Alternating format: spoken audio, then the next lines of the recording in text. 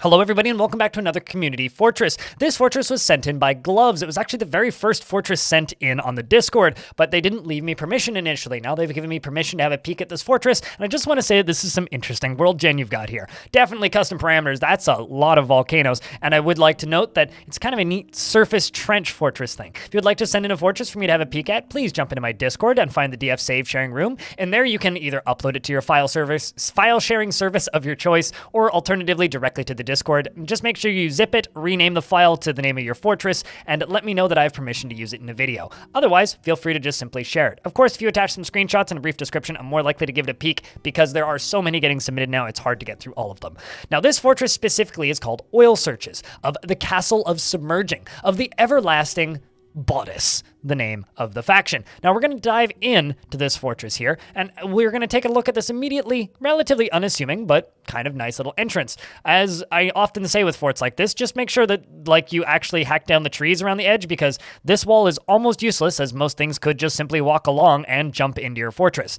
Same kind of goes for down this area, as well as this open bridge here. Things could climb down here and into the fortress, but spoilers aside, let's take a look at the fort itself. There are some dead bodies here, so we need to work on our refuse and skeleton gathering. There's a lovely set of beehives over here for mead, as well as many nest boxes for our chickens. One of them didn't get completed though.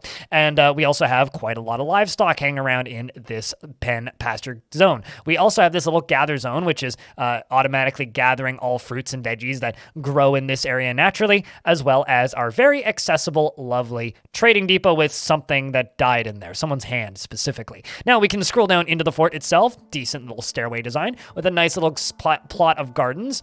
Some of them are left empty. Many seeds are missing, so definitely could use better seed optimization there. But as we move into the fortress itself, we can take a little peek around. Nicely distributed food, plant, and varieties of foods. We can see that we have small set of smelters and furnaces, as well as a mechanics workshop, and then down here we have a small clothing area, as well as a small stoneworkers setup, and a small set of carpenters and crafts workshops. Cute little bedrooms, definitely could use coffers and cabinets, as well as more bodies. Definitely need to work on that body disposal.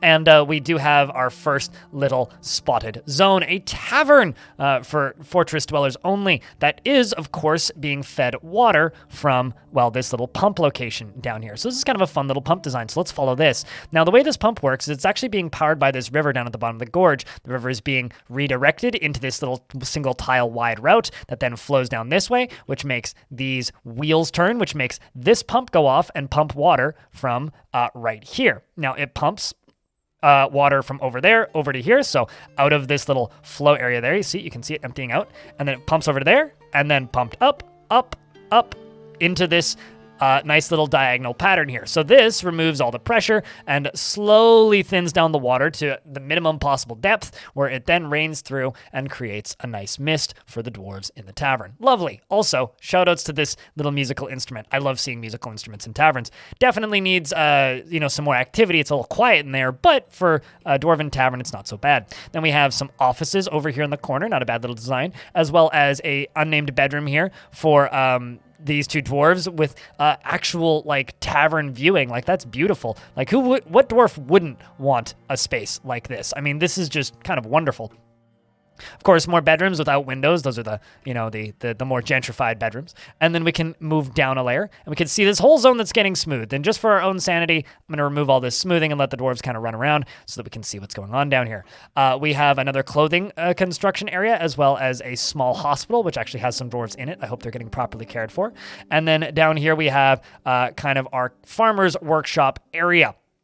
There's a bunch of wool, as you can see around, as well as mussel shells and various other things. As we continue to move our way down, we can see our coffin layer, as well as another temple. And then we can move down a little further, and we can see our forges. We've got all these magma kilns. Now you'll be going, magma? Well, it turns out there's actually a volcano right over here, which is a very interesting kind of pit volcano down in the bottom of a map. I tend to, when I settle on volcanoes, I try and put them in the middle of the map. So I think it's kind of funny that it's actually down here. Now, it's been very smartly diagonally accessed here in a rather safe fashion. It is blocked by an iron door. And if we move up a layer, we can actually see where all of these smelters are connected. Now, I'm not sure if they have any way of blocking this along here, but personally, I would have put a magma safe floodgate somewhere along here, purely so that I could seal it off in the situation, or a drawbridge that being, where some sort of scary titan could come into the fort, because this is a vulnerability. And then over here, I'm assuming this is a garbage dump zone. Now, be careful with these garbage dump zones, and there's actually a bunch of nickel cages in here.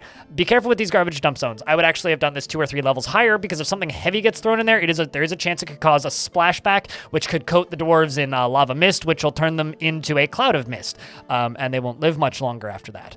As for the fortress itself, it's quite shallow, and that is the majority of what we're going to see from here. I think that the most creative design here is probably this little water wheel design. As you can see, this water wheel is also going up this way and powering these querns here, which currently don't have any jobs assigned, but you can tell that there's a dimple cup in here, so they're using these to make dye. Now, what I have to say about this fortress is it's quite quaint. I think that there are some serious security vulnerabilities, but aside from that, I do really like this design. I really like this volcano. I think that's the coolest part of this embark location, is just this deepish volcano here. Let's see how far down we can follow it since it's here. And then aside from that, it's mostly just